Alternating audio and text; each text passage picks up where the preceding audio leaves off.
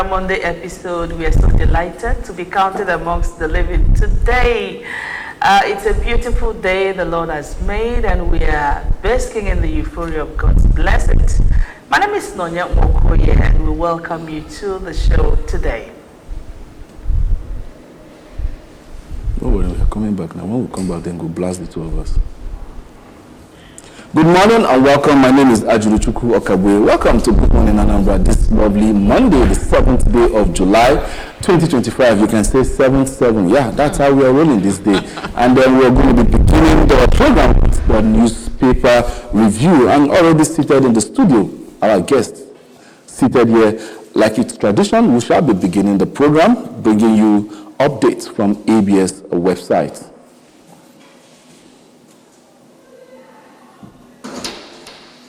As it's tradition, let's begin with the news.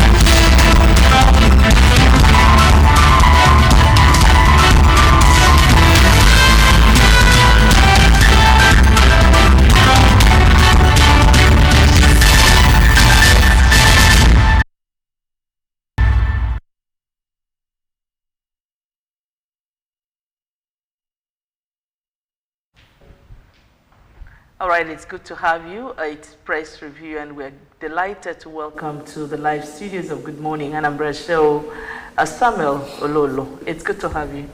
Good morning, Naya. Good morning, Ajulo. Yeah. Good morning, Anambra, and Happy New Week to all of us. And how was the weekend? It was splendid. All right, you're welcome. All right, let's begin the show by looking at stories making the headlines on ABS website. And the first story we have on ABS website is Soludo commends Church for support, assures Anambra of brighter prospects. Also, social media festival. Anambra State Assembly Speaker Udeze reassures of legal framework to encourage youth participation in technological development. Anambra governorship election, Abga chieftain Nzekwe tax INEC on professionalism and transparency. Olango Wildlife Park opens in Amobia. Wow. NICOST denies involvement in narcotics trafficking. That's interesting. Gaza ceasefire. Israel agrees to hold talks with Hamas in Qatar. American billionaire Elon Musk creates new political party. Interesting. And that's all we have for you on the ABS website. Money talking in America right. There. Hello.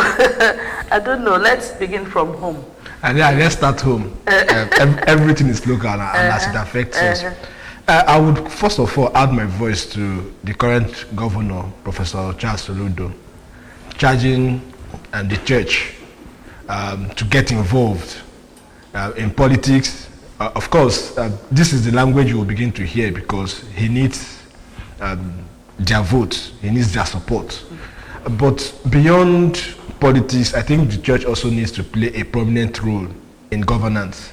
Because over time it has shown that there is this huge disconnect between our reality as a people and then the policies that the government run. And we've got cause to engage government actors, the commissioners and their likes, on certain policies that they run. And one thing that worries me is this. Most times when we engage them on the running of their policies, they tend to be completely out of touch. Why? Because they discuss with us based on office and table plans, forgetting that it is different from what is applicable in the field. Sometimes there are sometimes twists. So, but if the church comes in, begins to understand that they can use the instrument of the pulpit to call the attention of the government to some of those policies that are not really working well. And the church also needs to be active in engaging their people. I've always said this, Nigeria, we are not very good at polling. The church can also begin to run polling system. I mean, it's allowed, so that you can know on these policies that the government is running, how is it affecting the citizens, so that when you are speaking from an informed perspective. So it's not only during politics that the government comes to the people or goes to the church. Beyond politics, which is also important, but I think the church needs to get fully involved in governance.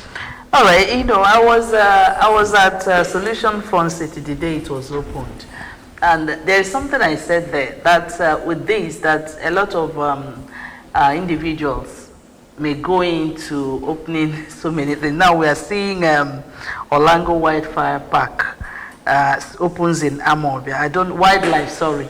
I don't know whether it's government owned or individual that owns it, but I know that definitely, knowing in the Anambra and their entrepreneurial skills, some of them will move, maybe getting something that is similar to Fun City, maybe in a smaller way. Of course, I've had people talk about what investment they want to make around that Fun City. So what's your take on that wildlife coming up in Oka, taking your children to zoo to go and see animals, different kinds of animals? How is it going to be? For me, it's an interesting one. And then I think the Olango sounds more private than government. It could be a public and private owned enterprise. Regardless, of course, we are talking about the Fun City. We once had the Oka Wonderland, and now we are having the Olango. It is interesting, really, and this is why we keep saying that government needs to blaze the trail. Most times, become that pathway for development and take off your hand. You see the society bloom. It's interesting that Anambra State is beginning to embrace this level of development, and the good thing about it is it opens up in a way that you cannot even imagine. Because there are people outside the country. I know the past administrations have always spoken to Akoluno, and most times people just try to invest more in hoteling businesses and the likes. But now we are now seeing a diversification and a diversion to investment drive. Beyond the investment, I think one good thing that is going to give us is it might help us return back to our glorious days where the Nigerians are really happy and they are happy, not just faking the happiness. So we now need the government to go extra miles, make sure that their policies that they are running is in line with what should give the citizens good life. So that after the day's work, after the month's work, after the year's work, these are places you can go and unwind. And let's not forget, it should be affordable too. Of course, let's not forget to the common man. Let's not forget the education aspect. Okay. Of this kind of wide life that it will provide to children. I want to imagine my son who goes to Cartoon Network, sees monkey, while seeing the monkeys in Cartoon Network, he's saying monkey, monkey, and then going in reality, seeing those monkeys, seeing lions, and then interacting with them. That would be great. That would be great. I think we move now to the first paper for review, the Daily Times newspaper. Let's see stories making their headlines. 83% Nigerians have no trust in government. That's coming from API report. Other stories are making the headlines. FG offers relief for foreigners with expired visas. Constitution review must address injustices to Southeast. That's coming from our own Senator Ume. You can't enforce perceived order. Senators Apoti Ujuara. Tinubu tasked military on response to insecurity. Recover LGs hijacked by governors. Group charges Nigerians. Wike to coalition. No comeback to desperate power grabbers. Okay, let's quickly see the punch before we talk. I can't say this very well. 10 states borrow 417 billion naira despite higher allocations with a rider there. Rivers, Taraba, top debt surge as 10 states account for 34% of subnational domestic debt.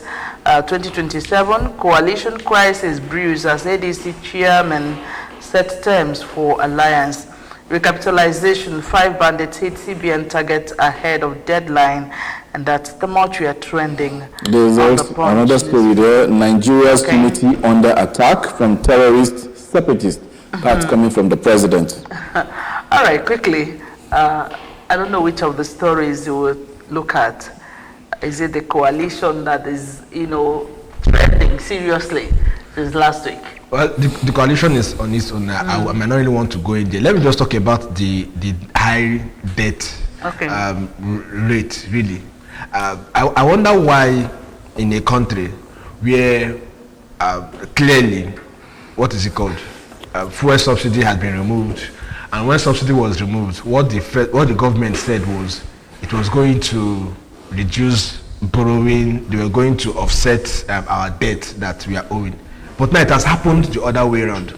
And why I picked interest in this is Rivers State and Taraba topping the list out of the 10 states that have borrowed more. The question is, and what just flashed my mind is Abbas, right? That's the governor or whatever, the sitting governor that was implanted, I will use that word, by the president. I just want to imagine if it was Fubara that was there, if Rivers State would have been called. Because I understand the budget of Rivers State was increased after he went in there. So this goes significantly to make Nigerians understand the impact of the individuals that are in office. So it just goes beyond we are supporting someone because of whatever reason. Yeah, you are allowed to support any candidate that you want to support, but you're also duty bound to hold that person accountable. Now, yeah, people would say borrowing is not wrong. Borrowing can actually lead to development in a society. But the question is, the development that is coming up in that society, is it commensurate to what has been borrowed? These are critical questions we should be asking. What is the investment of the Rivers State government now, since they are my people of interest, in health? What is their investment in agriculture and the likes of other HDI contests? You will find out that it is not commensurate, I must tell you. So why do we keep borrowing and nothing continues to happen? Well, and again, you can imagine this statement coming from our president, that Nigeria's unity is under attack from terrorists, separatists. You know, this kind of a statement coming from the chief security officer of the nation. I would say this is an own goal, because obviously Nigerians... Own goal indeed. This is an own goal, really, because obviously Nigerians are tired of excuses. And yeah, because Nigerians are tired of excuses. And one thing that worries me is, in a country where those who are saddled with the responsibility of protecting the citizens, or who are the decision makers, now becoming the wailers. I mean, it's supposed to be the citizens complaining, wailing, and then the government, who are decision makers, running together to use the instrument of the state to address those issues. But when the citizens are wailing, and the government, now the executive, the government himself, that is the president, also wailing, because this is more like wailing, it caused that Nigeria indeed, for people that think it's about tribe, for people that think it's about religion, for people that think it's about party and the like, they don't know what is ahead of us. And this now brings me to the coalition that we are talking about. I think once again we now have a rare privilege to set Nigeria right. Over time, we have known that part of the issues that bedeviled Nigeria is internal party politics, where a man's interest overshadows the interest of the party. Every decision they make, is it in the selection of delegates, is it in internal parties of the party primaries, everything is skewed to favor the person. And that is why people now get aggrieved and leave the party or begin to work against the party. But now that we have this coalition that is coming up through the ADC party, I think it is once again a rare opportunity for Nigeria to try to get it right. Because if they still go back to old era, unfortunately we'll continue to complain and nothing would actually work. And the citizens are opening their eyes. If they get it right, they will see citizens embrace it and then giving their own support to it. I don't see. Well, let's continue and see what we have for you on the Vanguard newspaper. That's up next for review this morning. And we have the banner headlines screaming there at us. ADC begins takeover of PDP structures in northern states. And then we have lots of riders there, beginning with PDP calls defectors to ADCs, to ADC good riddance. I am loyal to ADC. Zulu dismisses defection rumor. while Obi is still committed to AP, LP, that's coming from SAS. Atiku El-Rufai Obi's coalition is a fraud, APC scribe. Federal government reforms, mere optics, not solutions. That's coming from ADC. You failed as Interior Minister, Wike tackles Arebeshola. I am still the LP, that's coming from Peter Obi. I'm contesting for president, not vice president. That's coming from Peter Obi. You can see the full details of that, page 40. We have NIM verification portal for straight banks, telcos as downtime persist. Also, here, what other story do we have here? And that's what we have for you on the front page of the Vanguard. Quickly, let's see what we have for you on the front page of this day newspaper. Tinubu to military, we mustn't mortgage Nigeria's future to division, indifference. The banner headline is talking about 2027 presidency in panic mode. ADC coalition alleges. I don't think so. We have Ryder there telling us insistent president not governing Nigeria. Obi declares he won't buy 150 billion jet when people are dying. Well, Zulum dismisses defection rumor, affirms loyalty to APC. Ex-police minister other PDP members move to ADC in large number. LP collapses structure into coalition. South-South groups trade tackles over support for ADC. And now we have Tinubu to, okay, we've seen that.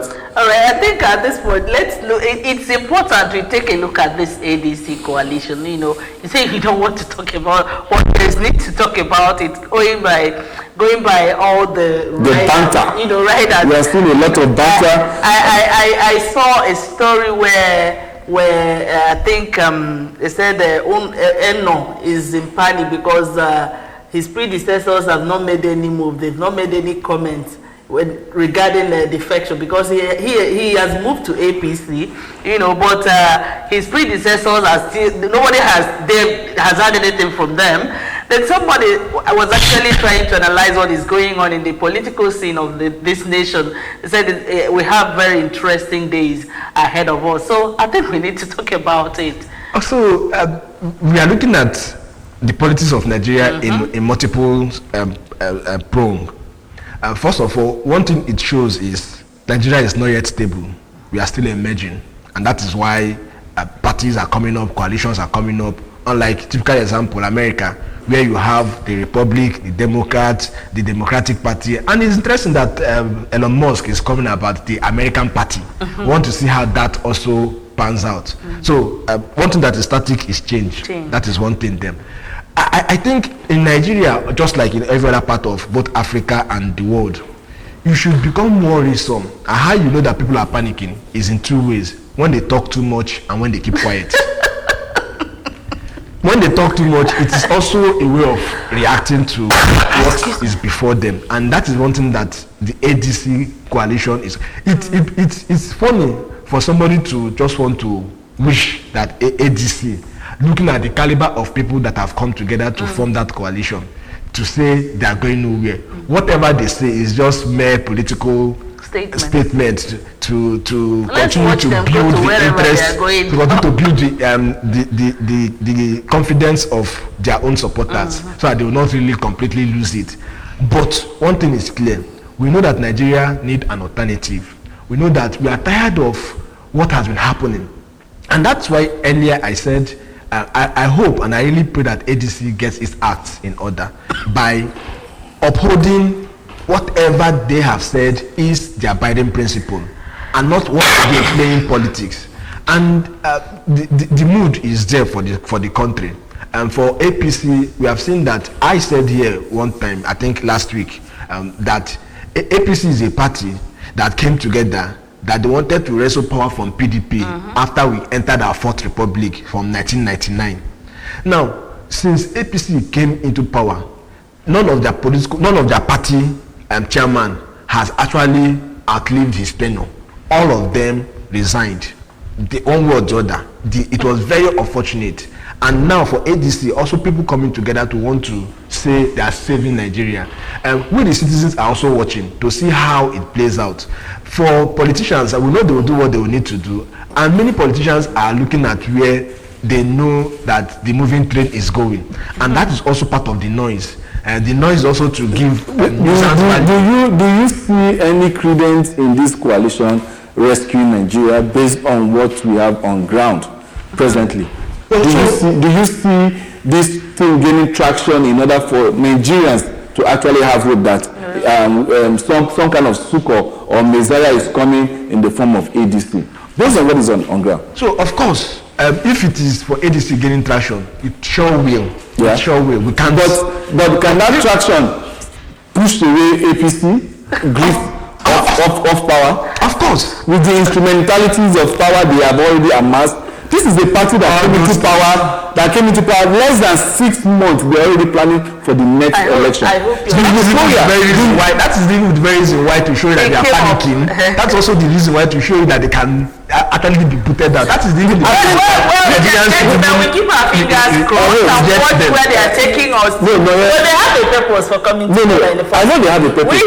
The only reason I might see a glimmer of hope or a little candle flicker of light down the tunnel is because the people that masterminded the power, you understand, shifting to APC are now in this coalition. Okay. So they know all the gimmicks, they know all the antics that the APC used in securing power. Let's also see the Guardian newspaper and the literature. Story theft is despite 25.7 billion losses. Dollar losses. That's from the Guardian newspaper. In 23 years as operators turned to badges. Oil theft eases despite $25.7 billion losses in 23 years as operators turned to beggars. We see Obi affirms 2027 presidential bid as Wike bets against his ambition. Okay, the stories: police warn Ogun on dope residents against 777 cult celebrations. Senate awaits certified true copy of Natasha's reinstatement order. Catholic group advocates electoral reform before 2027. Tinubu orders security agencies to crush bandit separatist orders. NLC warns against removal of labor issues from exclusive legislative list.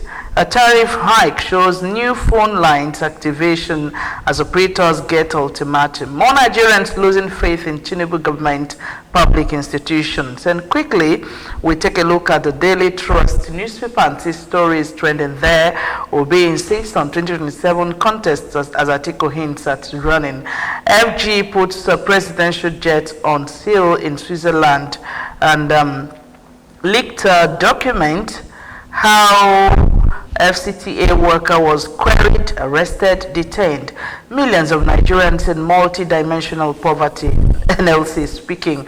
39 killed in Lagos, Ogun, Kanu, Ogun Road crashes. Boko Haram kills 9, injures 4 in Borno. FG finds multi-choice 766.2 million naira for violating Data Protection Act. Nigeria cruised to 3-0 over Tunisia at WAFCON. All right, let's look at the rate of these 39 killed in Kanu, Lagos, Ogun Road crashes. I had an experience this morning. That's why I want us to talk about this. You know, I was following a vehicle behind. At the time, I couldn't see the road any longer.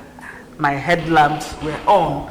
So I noticed that it was a very thick smoke that are probably coming from, you know, the vehicle ahead of me.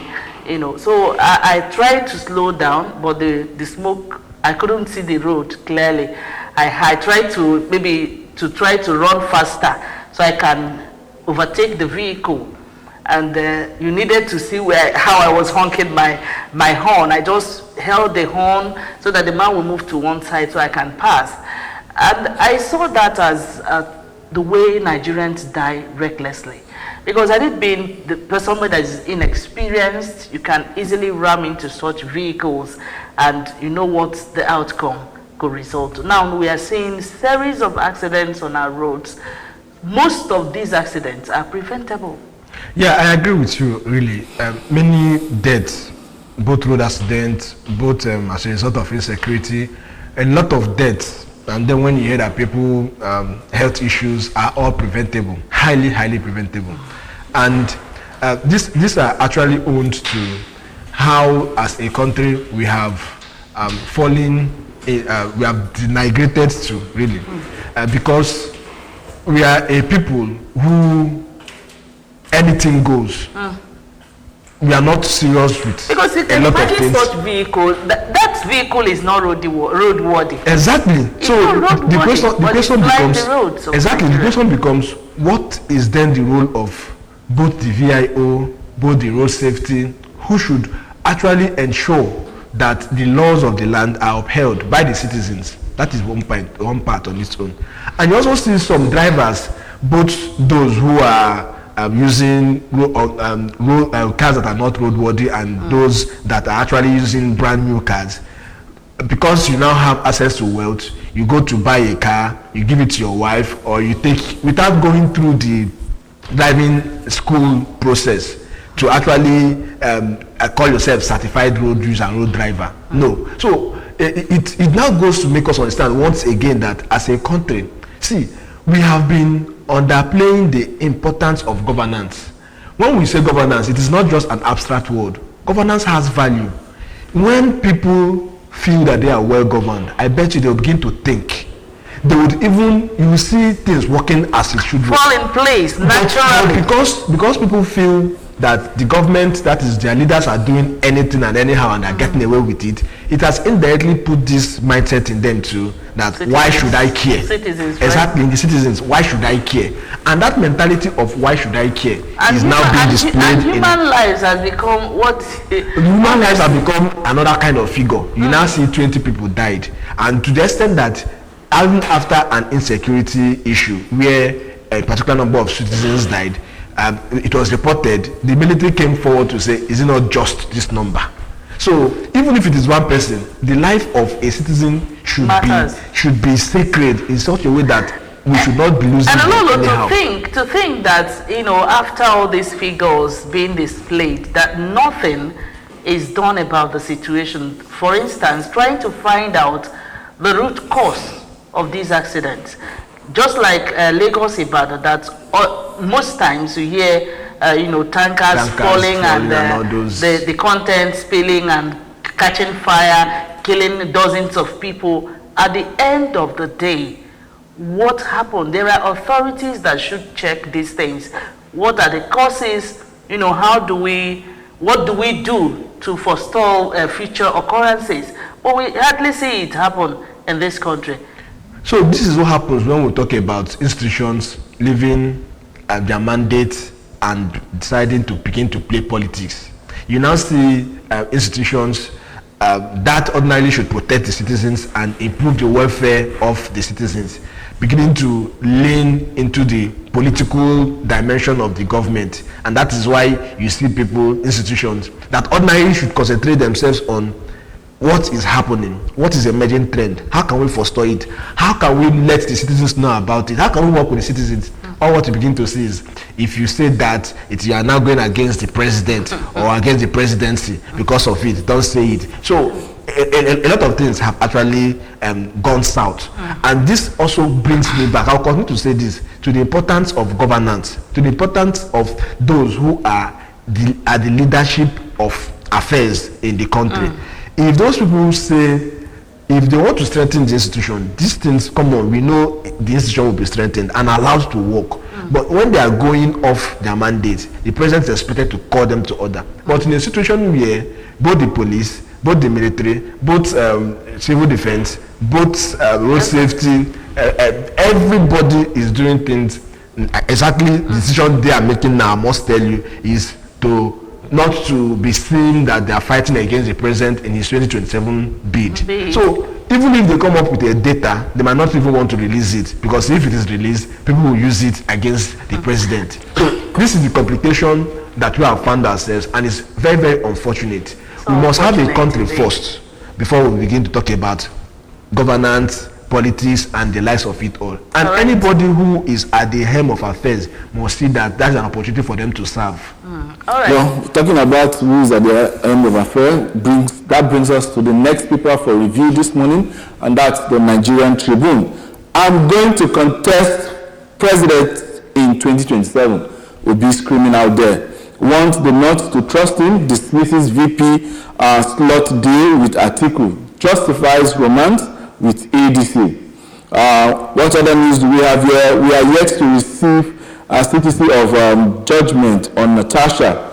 ADC plots to test coalition strength with Lagos local government pool. Who talks with PDP and LP candidates. Also here we still have on the front page of the Nigerian Tribune, again, Wike berates coalition leaders, accuses them of seeking power for personal interest. That's interesting. Northeast stakeholders hold pre-summit deliberations ahead of the Patriots confirm, and that's all we have for you on the front page. That is talking about interest. Who doesn't look for his or her own interest in Nigeria? Let's talk about, we've seen this the headline here. We've seen it in other papers reflecting. Obi is really screaming, and that makes me wonder, this coalition, is it somehow you might actually see this thing as people coming together for selfish interest, and Obi is still screaming here. Hey, listen, I'm coming out for presidency, I'm not coming out for... I think Obi is making that statement based on what people have been saying. It's been flying around that if it's VP that's in fact, Nigerians and Obi, you know how they hold him or where they keep him in the scheme of things. So I think he had it. That's why he's coming to clarify himself. That's what I think. Anyway. What's your take on that? So first of all, well, he's a private citizen and is entitled to run. We know, for me, the way I see this whole thing, they are all politics. And like you said, Mr. Julu, earlier, the ADC people that have made ADC the beautiful bride now many of them or some of them were once at APC, so they understand how to make conversation come to the front pages. Now, let's go back to memory lane. Remember, people have before now even speculated that ADC would be the party to use. But over time, before they finally arrived at ADC, we heard them talk about ADA, to the extent that they even came up with CON, to just mimic and then cause that media frenzy. So people will talk about it and begin to know whatever they are doing. You see some people talking about, are they going back with the coalition stand or will it not stand? Eventually, they have settled for ADC. And I know, in as much as ADC, these are people who all have interest, I understand that they understand the politics of the country. They are not foreigners, they are all Nigerians. So in line with that, they still know what they will need to do.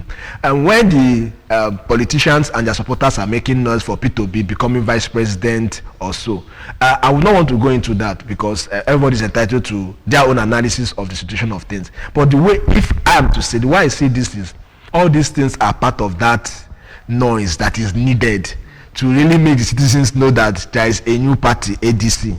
So if they, at this point in time, say it is P2B, I mean, it would give the presidency an ample opportunity to begin to plan and then know how to twat P2B going there. But for them to say it's going to be P2B VP, it's going to be P2B not coming up, it is making that media frenzy. It is this, they are confusing the president, the president, the federal government and the APC, not to really know what to plan. Is it Atiku? Should we face on Atiku and all those things? This is Nigeria. Actually, this is Nigeria, and they say history does repeat itself. You remember when Buhari said that this was his last, he was no longer contesting after he lost the first of the election to Goodluck Jonathan. And that was when APC, the reason why that coalition was able to gather momentum was because single-handedly Buhari had 10 million votes. And that was something to bargain with. That was something to leverage on. So if a coalition based on that number could force a coalition, then it's worthy of going for that. That was what APC did, and it seemed as if it was a little bit easy. But P2P didn't have 10 million votes at the last election. And that is why I think maybe the presidency has said that this amalgamation, this coming together, this coalition definitely wouldn't, surface, or probably is not strong enough to push them out of power. I think our time is fast spent. We keep our fingers crossed as we watch, all this unfold in the political scene of Nigeria.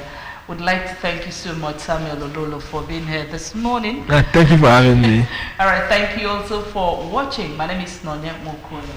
And I'm Ajay Kabe. Up next is the discussion segment on Good Morning Anambra. Don't go anywhere. The show still continues.